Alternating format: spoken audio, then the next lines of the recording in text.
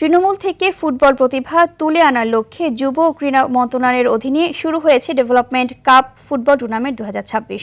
আজ ঢাকার মোহাম্মদপুর সরকারি শারীরিক শিক্ষা কলেজ মাঠে 3 দিনব্যাপী এই টুর্নামেন্টের উদ্বোধন করেন যুব ও ক্রীড়া প্রতিমন্ত্রী আমিনুল হক। অনুষ্ঠানে সভাপতিত্ব করেন মন্ত্রণালয়ের অতিরিক্ত সচিব মাহফুজুল আলম খান। দেশের বিভিন্ন অঞ্চলের ক্ষুদে ফুটবলারদের অংশগ্রহণে হওয়া এই টুর্নামেন্ট ভবিষ্যতে জাতীয় ও আন্তর্জাতিক পর্যায়ে দেশের সুনাম বয়ে আনবে বলে মনে করেন প্রতিমন্ত্রী।